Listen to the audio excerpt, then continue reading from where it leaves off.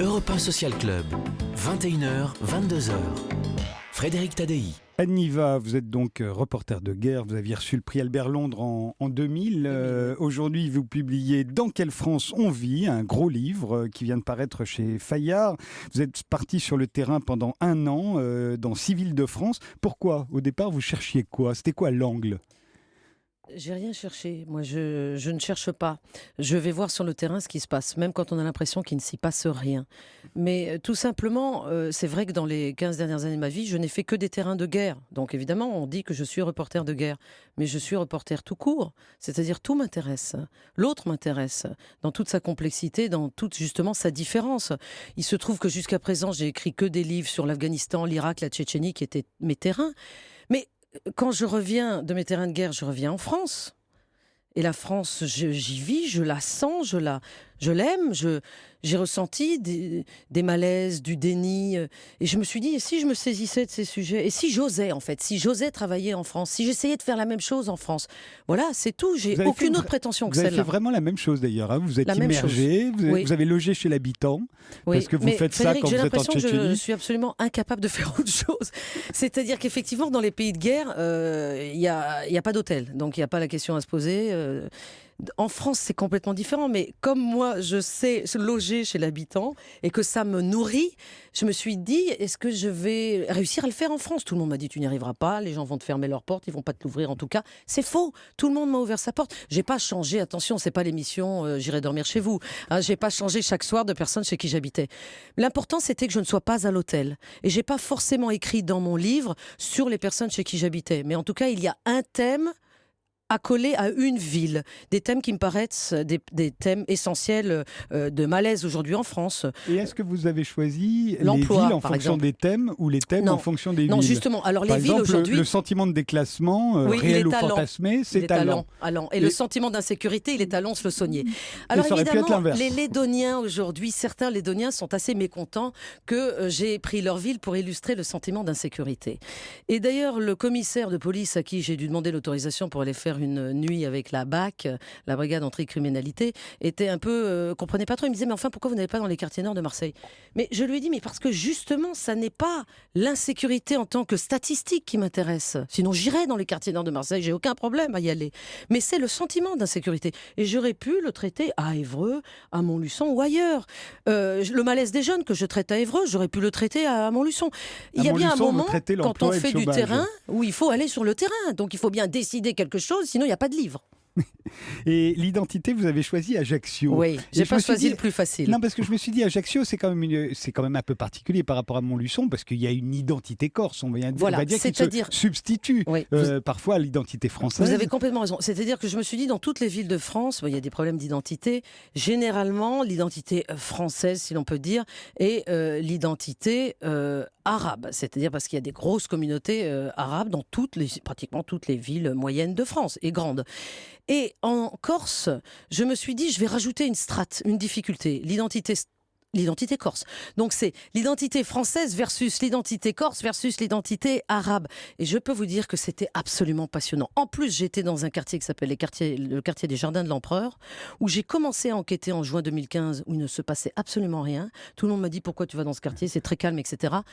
Dans la nuit de Noël de 2015, c'est dans ce quartier spécifiquement que les pompiers corses sont montés éteindre un feu dans ce quartier principalement vivent des Maghrébins et ils se sont fait caillasser. Et le lendemain, il y a eu des grandes manifestations en soutien des pompiers corses, etc. Ça a duré 5 jours.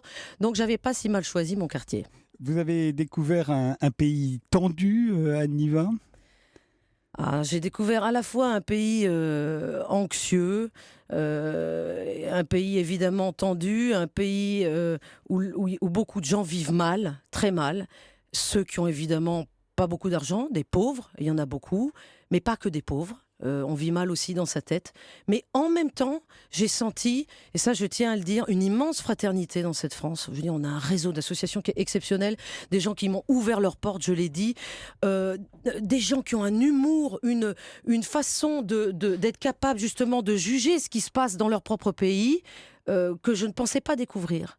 Vraiment. C'est-à-dire que il y a cette ouverture d'esprit, beaucoup plus qu'on ne le croit, et le fait de ne pas être dupe et de ne pas être aveugle. Ça, je pense que c'est le grand message. Et tout le monde a voulu me parler, et tout le monde a voulu que son nom et son prénom et son vrai nom figurent dans le livre. Ça, j'aurais jamais cru. Des gens qui sont encore en poste aujourd'hui, une psychologue de Pôle emploi à Montluçon, un facteur à Lens, ce policier à Lons-le-Saunier. Ils m'ont pas dit tu mets un autre nom. Ils voulaient leur nom. Ils voulaient que je leur parle, ils voulaient être écoutés. Et puis tous aussi se sont posé la question, pourquoi tu t'intéresses à nous ? Ça, c'est ce qui m'a fait le plus mal. Tous m'ont dit, pourquoi tu t'intéresses à nous ? Qu'est-ce qu'on a d'intéressant ? Alors que les politiques dans les villes en question pensaient tous que j'allais m'intéresser à eux. Oui, d'ailleurs, ils ont tous à peu près le même rapport aux politiques, les Français que vous interrogez. Les politiques sont devenus inaudibles, vos Français se sentent oubliés, et pourtant tous se passionnent pour la présidentielle. Mais bien sûr, c'est-à-dire, mais je dirais c'est humain. C'est-à-dire, en même temps, ils ne se sentent... évidemment, si le politique doit être l'homme exemplaire, je crois qu'on est en ce moment servi dans de contre-exemples. Mais en même temps, cette présidentielle à venir, dans un système très binaire comme le nôtre, qui dramatise tout, évidemment, passionne tout le monde. C'est la res publica, la chose publique. C'est le feuilleton, c'est le soap-opéra. La demande de religion chez les jeunes, c'est pour vous une des révélations de ce Tour de France. Pourquoi ? Jeune et moins jeune, mais pas une demande de religion. C'est-à-dire, moi, je n'ai pas parlé religion avec qui que ce soit, mais les gens m'ont parlé de religion. D'eux-mêmes, je l'ai senti. Il y a 30 ans, ils ne l'auraient pas fait. Sans doute. En tout cas, il n'y avait pas, si vous voulez, que les musulmans que j'ai rencontrés qui m'ont parlé religion. J'ai rencontré des jeunes catholiques à Laval qui m'ont parlé religion. J'ai été à la messe avec eux et leurs parents. Cela dit, si vous allez à la messe, c'est un peu logique qu'on vous demande, qu'on vous parle de religion. Non, c'est-à-dire c'est parce que j'ai senti que la religion était importante pour eux que je leur ai demandé est-ce que je peux aller à la messe avec vous ? Et qu'ils ont dit oui, et qu'ensuite je l'ai écrit dans le livre. Mais et là, j'ai eu cette impression un peu diffuse qu'il y a des espèces de... Mais une fois de plus, je ne suis pas sociologue, on verra ce que Michel Maffezoli en pense. Moi, je ne suis que observatrice du terrain.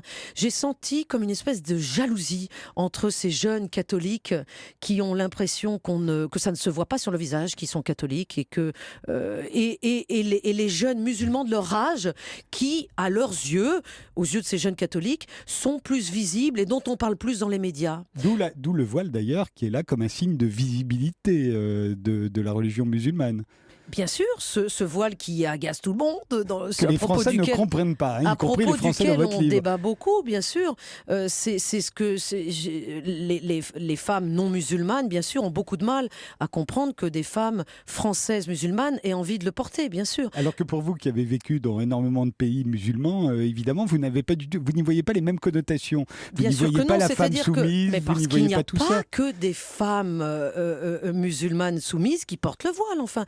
Les femmes musulmanes qui portent le voile ne sont pas toutes soumises. Je tiens à le dire à ce micro, c'est une évidence. Et parfois, elles le portent justement pour rendre la religion musulmane visible. Oui, mais c'est en tout cas, elles le portent parce qu'elles ont envie de le porter, quelle que soit leur motivation. Et moi, je respecte leur motivation.